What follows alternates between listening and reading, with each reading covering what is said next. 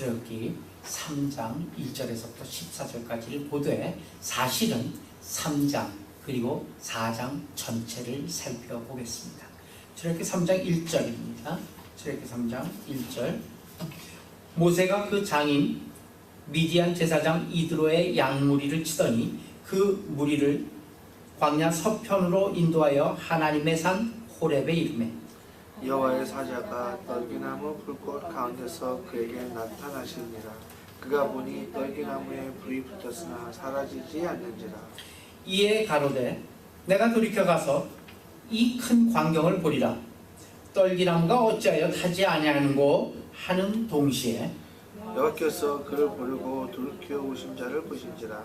하나님이 떨기나무 가운데서 그를 불러 가라사대 모세야 모세야 하시매 그가 가로되 나 여기 있나이다.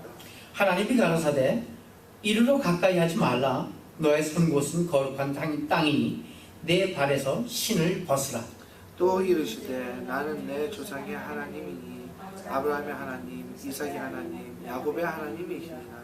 모세가 하나님 뵙기를 두려워하며 얼굴을 가리우매 여호와께서 가라사대 내가 애굽에 있는 내 백성의 고통을 정령히 보고 그들이 그 간역자로 인하여 부르짖음을 듣고 그 우고를 알고 내가 내려와서 그들을 애굽인의 손에서 건져내고 그들을 그 땅에서 인도하여 아름답고 광대한 땅 젖과 꿀이 흐르는 땅 곧 가나안 족속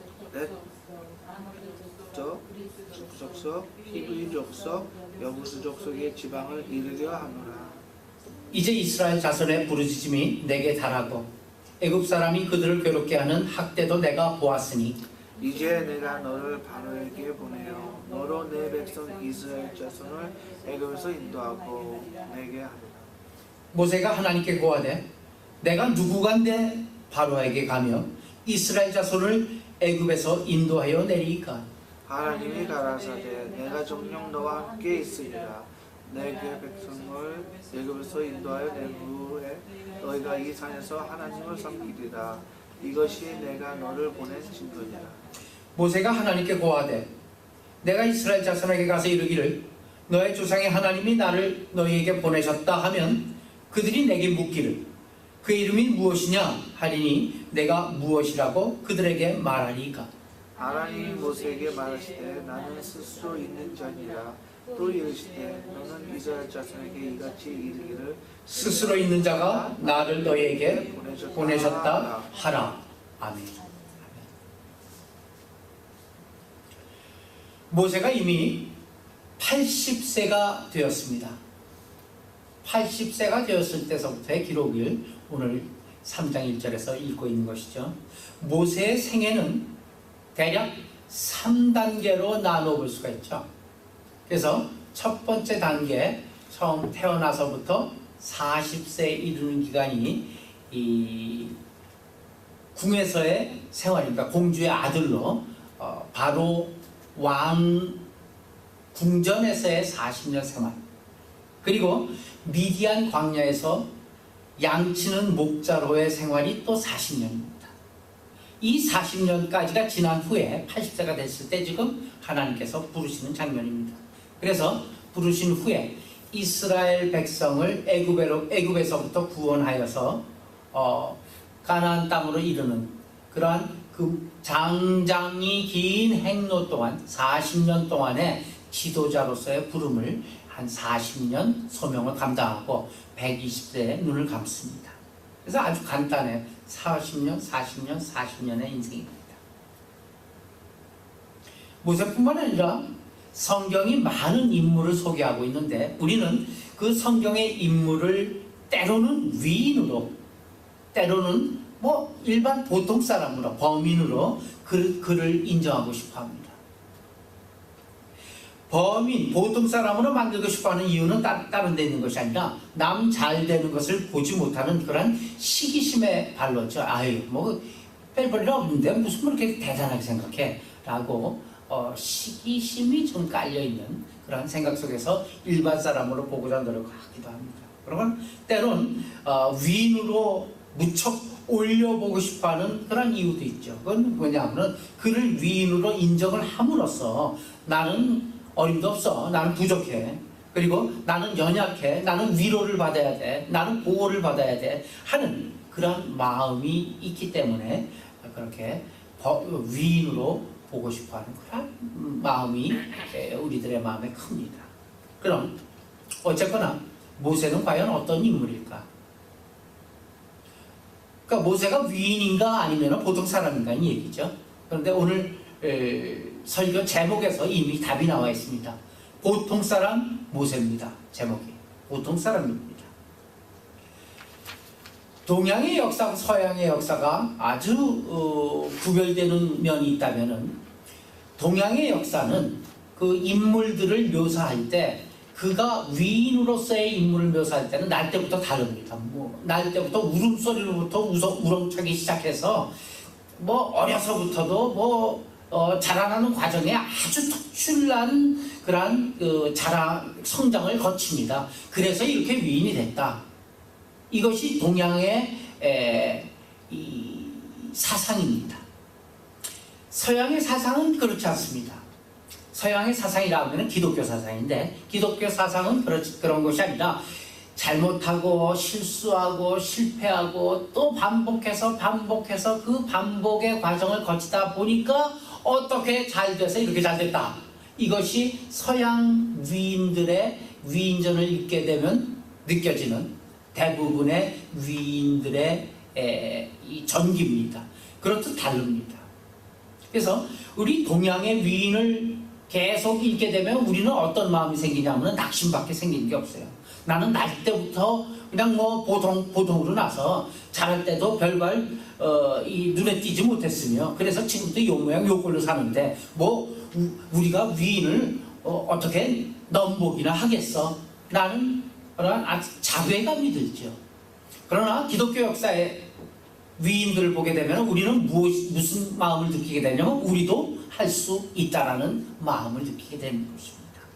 마찬가지로 모세를 볼 때도 모세가 대단한 사람이고 찰턴 헤스턴이 그냥 이렇게 굵은 그런 큰 이 장대 같은 지팡이를 들고 이 홍해 앞바다에서 딱 섰을 때 그 모습을 보면서 저게 모세다라고 생각할 때는 우리는 소망이 없습니다. 사실은.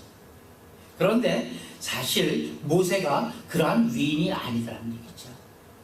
우리에게 희망이 있다는 것은 그가 보통 사람이기 때문에 희망이 있는 것입니다. 모세 나이는 80세예요. 모세 나이 80세에 하나님이 모세에게 나타난 거예요. 우리 몇 살에 나타났어요? 일단 거기서부터 우리 달라요. 그렇죠? 예. 우리는 모세랑 능히 견줄 수가 있죠. 예. 그는 80세 호호백발 노인 때 나타났는데 우리는 어려서부터 태어나면서부터 하나님을 알고 지금까지 지내고 있어요. 대단하죠. 소망이 있습니다. 떨기나무에 불이 붙었는데도 그 떨기나무가 타지가 않았습니다. 불은 혼자서 붙고 있었다는 얘기죠. 가까이 가자. 이게 무슨 불이야? 가까이 가보자. 음성이 들립니다. 모세야, 내가 선 곳은 거룩한 땅이니 내 발에서 신을 벗으라. 이제 내가 너를 바로에게 보내요. 너로 내 백성 이스라엘 자손을 애굽에서부터 인도하여 내게 하리라. 이 말씀을 합니다. 하나님을 만나는 순간 하나님께서 이 소명을 주시는 거예요. 이 명령을 들으면서 모세는 감사합니다. 이제야 오셨군요. 이제야 저를 알아보셨군요. 이제 제게 이 귀한 이 소명을 맡으셨군요. 기뻐하며 소명을 받았으니까 천만의 말씀. 이 명령을 들은 모세는 내가 누구간데, 내가 누군데 바로한테 가며 내가 누군데 이스라엘 자손을 애굽으로부터 인도해 내니까 나는 아니에요. 나는 아니에요. 그렇게 뒷공무리를 뺍니다. 하나님 계속해서 뭐라고 말씀하시냐면 내가 정녕 너와 함께 있기 때문에 너는 별 볼 일 없는 녀석이야. 그러나 내가 너와 함께 있으므로 그 일을 할 것이다. 내가 내 백성을 애굽에서 인도해 낸 후 너희가 이 산에서 바로 이 산에서 내가 너를 만난 이 산에서 하나님을 섬길 것이다. 그리고 이것이 내가 너를 보낸 증거다. 모세가 하나님께 또 묻죠. 볼멘 소리로 묻습니다. 사실 내가 이스라엘 자손에게 가서 너의 조상의 하나님이 나를 너희에게 보냈다 이렇게 하면은 대번에 그들은 뭐라고 물을 거냐면은 그 이름이 뭐냐? 우리 조상의 하나님? 그게 누군데? 이렇게 물을 거란 얘기야. 근데 내가 뭐라고 얘기할까요? 그래서 사실은 지금 불만 가득한 질문입니다. 왜? 모세 전 생애를 보면 알 수가 있죠. 모세가 지난날 궁중에 있을 때, 그러니까 나이 한 40대 있을 때죠. 그러니까 클 만큼 컸죠. 나가보니까 애국 관원들이 자기 동족 히브리 민족을 핍박하는 걸 본단 말이에요. 자기도 히브리 민족인 걸 알고 있잖아요. 안 되겠다. 그래서 그를 쳐 죽입니다. 그 다음날 이 모든 사실이 아무도 안 보는데 쳐 죽였는데 다 알게 됐어요. 동네방네. 큰일 났구나. 그래서 살인죄로 잡혀가게 생겼어요. 그래서 모세는 미디안 광야로 도망쳐서 지금까지 40년간을 그냥 이드로의 양을 치는 목자로서의 40년을 살아온 거예요. 말이 40년이지. 40세에 궁을 떠나서 40년을 목자 생활을 했다고 생각해요. 뒤에 히브리서 11장에 보게 되면 모세가 하나님의 백성과 함께 고난받는 것을 더 즐거워했다. 이렇게 칭찬하고 있어요. 근데 그 기록만 보면 안 돼요. 출애굽 사건은 신앙 아닌 생명의 보존을 위해 갔다. 그렇게도 기록되어 있습니다. 모세는 하나님의 부르심에 감격보다는 조금 아까처럼 감격보다는 떠오르는 과거 기억 때문에 한스러워 견딜 수가 사실 없었어요. 그 애국 관원을 쳐 죽일 때도 그냥 성질나서 쳐 죽인 게 아니라 나름대로 자기가 히브리 민족의 대표자로서 그 일을 행한 것이에요. 나름대로 하나님의 사명을 자기가 행하는 것 같이 그렇게 믿음 가운데 행한 거예요. 그런데 하나님이 계셨냐고, 하나님이 편을 들어주셨냐? 그게 아니잖아요. 오히려 몰래 한 일을 모든 사람이 다 알게끔 만들었어요. 그래서 도망갈 수밖에 없었어요. 도망갈 때 얘야 하나님 좀 나타나서 뭐 역성도 좀 들어주고 위로도 좀 해주었으면은 그럴 법도 한데 40년간 한 번도 하나님이 나타난 적이 없어요. 그래서 나이가 80이 된 거예요. 늙을 때도 다 늙었어요. 얼만큼 기가 죽으면은 40년간 기가 죽었겠습니까? 자기 자신도 자기 자신을 스스로 포기하고 사는 거예요. 그렇잖아요? 어떨 때 우리가 살 때 낙심하고 절망하다 보면 왠지 내 자신을 포기하고 싶은 그런 생각이 들 때가 많아요. 그거를 넘지 못해서 결국은 수사이드 하는 거예요. 자살하는 거예요. 자기를 포기하는 거예요. 이렇게. 모세도 사실은 그런 마음이 밑바닥에 깔려 있어요. 그런데 지금 80세가 된 이 늦은 때 하나님 나타나서 지금 얘기를 하고 있는 거예요. 감격이 앞서겠어요? 아니면은 볼멘 소리가 앞서겠어요? 모세가 한스러워 견딜 수가 없어요. 하나님을 위해서 일하고자 했을 때는 왜 가만히 계시다가 이제 제 나이 80입니다. 이제서야 부릅니까? 밑바닥에 꼬여있는 감정이 있는 거예요. 근데 재밌는 게 14절에 보게 되면은 그런 볼멘 소리를 하고 있는 모세를 하나님이 화를 내시지 않는 거예요. 하나님 화를 내시지 않아요. 우리 금요 찬양 때 아모스 얘기할 때도 얘기했죠. 하나님 화를 내시지 않고 설명을 하고 있는 거예요. 그리고 모세의 질문에 대해서 이렇게 대답하시는 거예요. 뭐라고 하냐면 누가 보내서 갔다 그럴까요? 나는 스스로 있는 자입니다. 이 말씀 무슨 얘기예요? 나는 스스로 I am who I am. 나는 나다 임마 이거야. 그쵸? 나는 나다. 스스로 있는 자다. 다시 얘기하면 뭐, 나는 내 마음대로 하는 자다. 그 표현인즉 나는 나다. 나는 내 마음대로 하는 자다. 온 천하는 내 앞에 잠잠할지어다. 이런 말씀하고 있습니다. 출애굽기 3장 14절로부터 22절에 이런 설명이 계속 하나님께서 하십니다.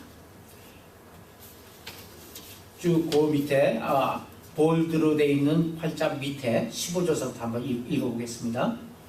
한 절씩 나눠서 또 읽죠. 하나님 또 모세에게 이르시되 너는 이스라엘 자손에게 이같이 이르기를 나를 너희에게 보내신 이는 너의 조상의 하나님 곧 아브라함의 하나님 이삭의 하나님 야곱의 하나님 여호와라 하라. 이는 나의 영원한 이름이요 대대로 기억할 나의 표본이라. 너는 가서 이스라엘 장로들을 모으고 그들에게 이르기를 여호와 너의 조상의 하나님 곧 아브라함과 이삭과 야곱의 하나님이 내게 나타나 이르시되 내가 실로 너희를 본거하여 너희가 애굽에서 당한 일을 보았노라. 내가 말하였거니와 내가 너희를 애굽의 고난 중에서 인도하여 젖과 꿀이 흐르는 땅 곧 가나안 족속, 헷 족속, 아모리 족속, 브리스 족속, 히위 족속, 여부스 족속의 땅으로 올라가게 하리라 하셨다 하면 그들이 내 말을 들으리니 너는 그들의 장로들과 함께 애굽 왕에게 이르기를 히브리 사람의 하나님 여호와께서 우리에게 임하셨는즉 우리가 우리 하나님 여호와께 희생을 드리고자 하오니 사흘길쯤 광야로 가기를 허락하소서 하라. 내가 노니 강한 손으로 치기 전에는 애굽 왕이 너희의 가기를 허락지 아니하다가 너희가 내 손을 들어 애굽 중에 여러 가지 이적으로 그 나라를 친 후에야 그가 너희를 보내리라. 내가 애굽 사람으로 이 백성에게 은혜를 입히게 할지라 너희가 갈 때 빈손으로 가지 아니하리니 열마다 그 이웃 사람과 및 자기 집에 우거하는 자들의 은폐물과 금폐물과 의복을 구하여 너희 자녀를 꾸미라. 너희가 애굽 사람의 물품을 취하리라. 그러니까 시나리오를 다 읽어주시는 거예요.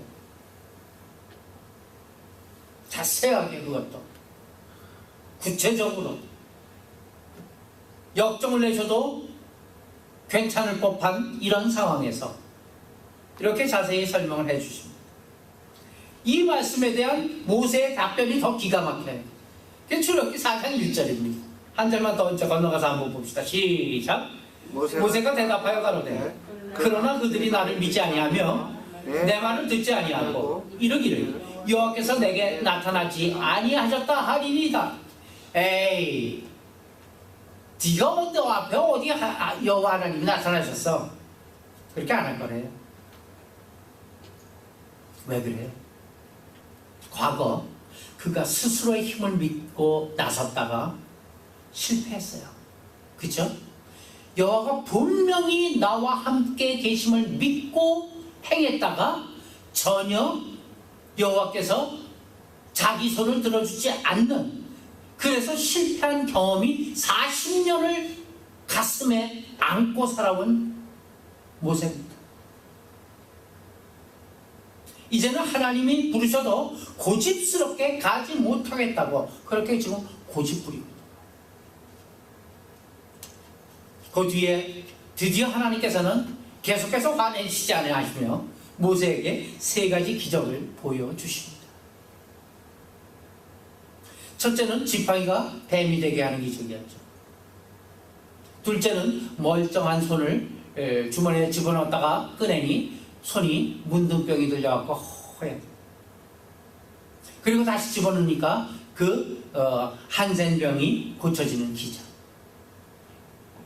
세 번째는 또 이런 약속을 하시죠. 이 2가지 기적을 행하여도 그들이 믿지 아니하거든. 너는 이렇게 하수를 한번 취해갖고 땅에 쏟으라. 그러면 피가 되리라 하는 그런 3가지 기적을 먼저 보여주십니다. 사실 여기 이 세 가지 기적은 출애굽 사건과 함께 일맥상통하는 상징성을 갖고 있죠. 사실 출애굽 사건도요, 한 민족이 이 억압에서부터 해방되는 탈출기만으로서 출애굽의 사건이 있는 것이 아니라 그 속에 우리를 죄악된 곳에로부터 구원해내시는 그런 하나님 구원 역사가 상징화되어 있는 것입니다. 그러니까 누구나도 이 출애굽의 역사는 경험해야 되는 역사입니다. 그런 중요한 사건이에요. 그렇기 때문에 뱀 사건도 그래. 뱀도 머리가 아니라 꼬리를 잡으라고 그러잖아요. 머리는 누가 잡게 돼 있어요? 예수님이요. 그렇죠? 예수님 뱀의 머리를 치실 거니까 우리는 예수님이 될 수는 없는 것이죠. 머리를 잡지 않고 꼬리를 잡아요. 품속에 손을 집어넣었다가 꺼내니까 한센병이 됐어요. 그렇죠? 무슨 뜻일까요? 품에서 병이 옮았자 된 우리 자신이 죄인이 된 거예요. 이 죄인이라는 얘기예요. 근데 그 품을 예수님께서 깨끗하게 해 주셨어요. 이 몸을, 이 생명을, 이 영혼을 깨끗하게 해 주셨어요. 다시 집어넣었다 꺼내니까 어떻게 됐어요? 깨끗하게. 다 예수님을 예표하고 있습니다. 우리의 마음이 깨끗해진 그 예수님의 골고다 언덕에서, 이 갈보리 언덕에서의 우리 죄를 위하여 돌아가심이 바로 상징되어 있는 거예요. 출애굽 사건이 갖고 있는 구원에 대한 메시지가 바로 이런 것들이에요. 만일 이 두 가지를 다 용납지 아니하거든 남은 것은 뭘까요? 그러면 이 두 가지를 믿지 않은 자에게 남아있는 건 뭐예요? 멸망이죠. 심판이죠. 그래서 물이 피가 되는 거예요. 구원에 참여한 자에게는 구원의 메시지가 복음이지만 그러나 동시에 그것을 받지 아니하는 자들에게는 심판밖에 남은 것이 없는 것입니다. 바로 이 사건을 위해서 모세가 보내진 것입니다. 놀라운 이 사건의 정중앙에 하나님께서 세우시고 계시는 거예요. 그런데 모세는 이러한 기적을 체험하고도 못 가겠다고 고집합니다. 그것이 출애굽기 4장 10절에서부터 14절까지 있습니다. 그 다음 출애굽기 한번 봅시다. 모세가 여호와께 고하되 주여 나는 본래 말에 능치 못한 자라 주께서 주의 종에게 명하신 후에도 이거 다 하느라도 그러하니 나는 입이 뻣뻣하고 혀가 둔한 자이니이다. 그 다음입니다. 여호와께서 그에게 이르시되 누가 사람의 입을 쥐었느뇨 누가 벙어리나 귀머거리나 눈 밝은 자나 소경이 되게 하였느뇨 나 여호와가 아니뇨. 이제 가라. 내가 내 입과 함께 있어 할 일을 가르치리라. 모세가 가로되 주여 보낼 만한 자를 보내소서. 다 같이 여호와께서 모세를 향하여 노를 바라시고 가라사대 사람 내 영 아론이 있지 아니하뇨? 그의 말 잘함을 내가 아노라. 그가 너를 만나러 나오니 그가 너를 볼 때 마음이 기뻐할 것이다. 이제서 하나님께서 모세에게 잠깐 노를 바라셨어요. 참, 모세도 참 대단한 친구예요. 그렇죠? 하나님께서 그렇게까지 설명하고 또 설명하고 구체적으로 사명을 얘기하는데도 다른 사람 계속 설명해. 하나님 이거 한 적을 한번 생각해 보세요. 내가 모세가 되어갈까 한번 생각해 보세요. 그래서 마지못해서 모세가 지금 출발하는 겁니다. 모세는 자원해서 가는 것이 아니에요. 할 수 없어서 떠밀려 가고 있는 거예요. 지금 더 이상 변명할 게 없잖아요. 말을 못하니까 사람 붙여준다 그러고 모든 걸 다 해준다. 다. 너 그냥 가기만 하라는 얘기예요. 내가 너와 함께하니. 그럼 어쩔 수 없어서 17절에 보게 되면 하나님께서 지팡이 하나를 주거든요. 그렇죠? 그 지팡이를 갖다가 찰토네스턴 것처럼 펑 집으러 가는 게 아니라 제가 볼 때 모세는 그 지팡이를 어떻게 했냐면 질질 끌고 갔을 거예요. 질질 끌고 가는 모세. 모세는 형 아론을 만납니다. 함께 바로 왕에게 갑니다. 여호와의 이름으로 이스라엘 백성을 보내줄 것을 이제 할 수 없이 요청합니다. 그런데 그 일로 인해서 이스라엘 백성들은 더 큰 어려움을 겪게 된다는 사실. 기가 막힌 일 아닙니까? 바로가 깜짝 놀라서 보내줄 거 아니었지 않습니까? 모세는 다시 또 하나님께 와서 불만을 토로하는 것이 5장 22절, 23절 그리고 6장 12절에 같이 있습니다. 한번 두 절씩이니까 같이 읽겠습니다. 시작. 모세가 여호와께 돌아와서 고하되 주여 어찌하여 이 백성으로 학대를 당케 하셨나이까? 어찌하여 나를 보내셨나이까? 내가 바로에게 와서 주의 이름으로 말함으로부터 그가 이 백성을 더 학대하며 주께서도 주의 백성을 구원치 아니하셨나이다. 다시 갔어요. 또 되풀이해서 다시 왔어요. 또 볼멘 소리로 6장 11절 12절에서 이렇게 얘기합니다. 시작. 들어가서 애굽 왕 바로에게 말하여 이스라엘 자손을 그 땅에서 내어 보내게 하라. 모세가 여호와 앞에 고하여 가로되 이스라엘 자손도 나를 듣지 아니하였거든 바로가 어찌 들으리까? 나는 입이 둔한 자이다. 모세는 하나님께서 명령하시고 그렇게 하나님께서 권고하셨기 때문에 가서 전하기는 전했어도 바로가 보내리라고 자기 백성 이스라엘 백성들을 보내리라고는 생각하지 않았어요. 사실. 그러나 10가지 재앙으로 인하여 드디어 이스라엘은 기적적으로 애굽을 탈출하게 됩니다. 홍해 바다에 이릅니다. 그 10가지의 기적이 누구에게 필요한 기적이었나? 물론 성경에 있는 대로 더욱더 바로 왕을 더욱더 악하게 만드는 이유였기도 했지만 이스라엘 백성들에게는 그 여호와 하나님께서 함께 계시다는 그 믿음을 확신케 하는 또 이적이 되기도 했지만 사실은 모세에게 있는 거예요. 모세가 그 기적을 계속 눈으로 보면서 점차 이 마음이 바뀌어지기 시작하는 거예요. 그래서 어디서 바뀌어지냐면은 이제 이 홍해 바다에 이르러 왔고 이스라엘 백성들은 아우성이에요. 야 지금 이제 이 바닷속에 쳐들어가 죽겠다는 얘기예요. 하나님은 모세를 통해서 기적을 베푸시죠. 그 홍해 바다에서 모세가 백성에게 이르되 너희는 두려워 말고 가만히 서서 여호와께서 오늘날 너희를 위하여 행하시는 구원을 보라. 이 말을 하게 된 거예요.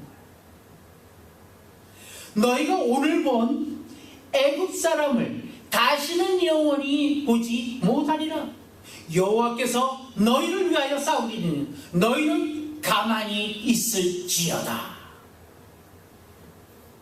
출애굽기 14장 13절 14절 말씀.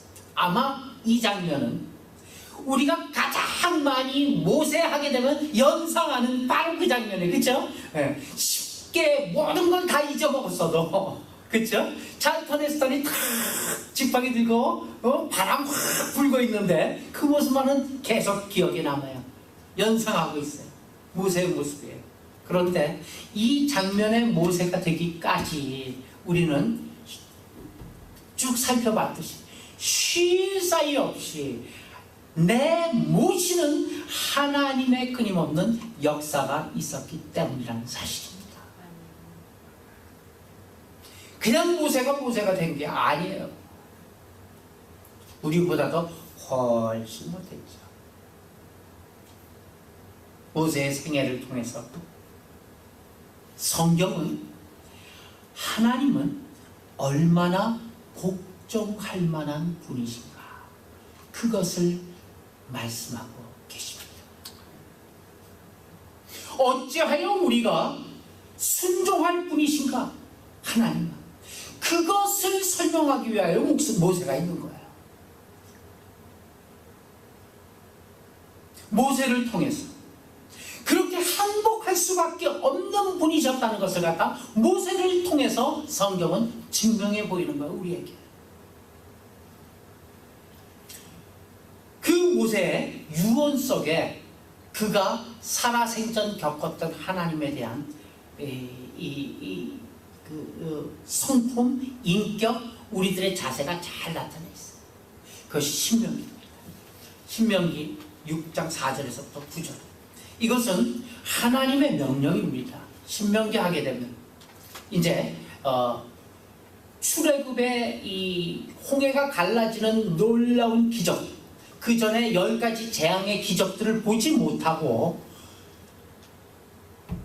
미디안 광야에서 태어난 2세들이 그 기적을 보지 못한 2세들에게 하나님을 전하는 그러한 내용으로 되어 있는 게 신명기예요. 그 신명기 6장 4절부터 9절, 이것은 하나님의 물론 명령이죠. 그렇지만 한편 모세의 유언이기도 한 것이에요. 한번 읽어봅시다. 이스라엘아 들으라. 우리 하나님 여호와는 오직 하나인 여호와시니 너희는 마음을 다하고 성품을 다하고 힘을 다하여 내 하나님 여호와를 사랑하라. 오늘날 내가 네게 명하는 이 말씀을 너는 마음에 새기고 내 자녀에게 부지런히 가르치며 집에 앉았을 때든지 길을 행할 때든지 누웠을 때든지 일어날 때든지 이 말씀을 강론할 것이며 너는 또 그것을 내 손목에 매어 기호를 삼으며 내 미간에 붙여 표를 삼고 또 내 집 물선주와 바깥문에 기록할지니라. 하나님 앞에서 절대로 자신은 못한다고 그렇게 하나님께서 설명하신데도 버텼던 사람. 왜 이제야 나타나서 나를 괴롭히십니까? 원망했던 사람. 그 모세가 남긴 유언이 바로 그겁니다. 신명기 전체는 물론 하나님의 말씀이죠. 특별히 광야에서 태어난 2세들의 이 출애굽 2세들을 위한 하나님의 말씀입니다. 그러나 하나님은 그 말씀을 모세의 입을 통해 그의 간증과 그를 굴복해 하심으로 기록해 왔다는데 이 신명기 메시지에 이 뜻이 숨어 있는 것이에요. 모세가 경험한 그 메시지를 얘기하고 있는 것입니다. 성경은 출애굽기 3장에서부터 시작해서 6장에 걸쳐 모세가 누구였는지를 우리 앞에 적나라하게 나타내 보여줍니다. 부족한 인간 모세를 그대로 드러내놓고 설명합니다. 정말 한심할 정도로 하나님을 믿지 않고 하나님이 구체적으로 설명해도 에이 손을 가로지으며 나는 아니요 했던 모세입니다. 그랬던 모세의 이제 고백이 무엇인지, 하나님께 대한 어떤 항복을 했는지 우리에게 소개해주고 있는 것이야. 우리 인간은 각자 나름대로 하나님에 대해서 좋고 나쁜 감정을 지닐 수 있습니다. 그러나 사실 살펴볼 때 모세만큼이나 커다란 가슴에 응어리를 지니고 있던 사람도 참 드물 거예요. 40년을 응어리를 갖고 있었던 사람. 그 또한 그토록 들어가고 싶어 했던 가나안 땅, 그 가나안 땅에 들어가 보지도 못하고 느보산에서 죽습니다. 그는 자기는 못 들어간다는 것을 또 알고 있고 하나님 말씀하셨기 때문에 그는 죽기 전에 자기 자신을 돌아봅니다. 120평생을 돌아보는 거예요. 자기가 어떻게 살았는지. 그리고 또 자기 백성들을 돌아봅니다. 자기와 함께 홍해를 발로 디디며 건넜던, 그래서 다 광야에서 죽어가는 자기 백성들 다 돌아봅니다. 그리고 또 그의 후손들이 하나님 앞에 무릎 꿇지 않는 저 모습들도 지금 보고 있어요. 그래서 자기 자신과 같은 그런 모습들을 보면서 피를 토하는 심정으로 하나님 앞에 너희는 항복하라고 최후의 유언을 하고 있는 것이 이 신명기입니다. 이스라엘아 들으라, 우리 하나님 여호와는 오직 하나님 여호와시니 너희는 마음을 다하고 성품을 다하고 정성을 다하고 힘을 다하여 하나님을 여호와 하나님 내 하나님 여호와를 사랑하라. 피를 토하고 있습니다. 그리고 하나님께서 명하는 그 명령을 갖다가 이마밖에도 붙이고 문설주에도 붙이고 여기 저기 붙여놓고 그것을 행하라. 모세는 결국 하나님 앞에 항복하죠. 그렇게 항복할 수 없는 많은 조건들을 갖고 있었던 사람이에요. 한스러운 40년이 그의 인생의 3분의 1을 한많은 삶을 살았던 사람. 그럼에도 불구하고 하나님의 능력으로 말미암아 하나님 앞에 항복한 사람이 되었던 모세입니다. 아멘. 그런 후에 그러한 하나님과 함께하는 과정과 그러한 실수와 절망과 그런 번복 속에서 하나님을 알아가고 믿어가고 하나님께 무릎 꿇어가고 순종해가는 그 삶을 통해서 결국은 모세가 된 것이에요. 그런 후에 히브리서 11장이 그에게 주어진 것입니다. 믿음으로 모세는 하나님의 백성과 함께 고난받는 것을 더 즐거워했다. 과연 더 즐거워했습니까? 그렇지 않습니다.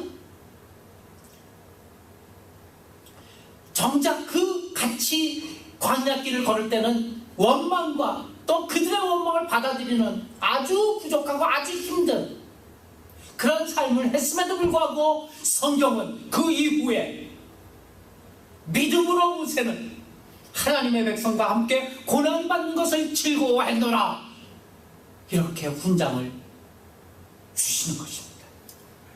그렇다면 우리는 너나 없이 더더욱 하나님 앞에 무릎 꿇어야 할 이유들을 갖고 있습니다. 혹 지금 이해가지 않고 혹 지금은 만족스럽지 않는 부분들이 많이 있을지라도 그럼에도 불구하고 우리는 마땅히 그분 앞에 스스로를 굴복시켜야 할 분명한 이유를 모세를 통해 갖고 있는 것입니다. 아멘. 이것이 곧 믿음의 역사입니다. 하나님께서 우리를 향하신 뜻입니다. 결국 믿음은 무엇입니까? 하나님께서 우리에게 준비하신 사랑의 선물인 것입니다. 그것이 믿음입니다. 이 믿음, 이 모세가 결국은 차지했던 믿음, 결국 모세에게 쑤셔 집어넣어 주셨던 그 믿음, 그 믿음을 우리도 동참하여서 하나님 앞에 속히 무릎 꿇는 우리 모두가 되시길 예수님의 이름으로 축원합니다. 아멘. 기도합시다.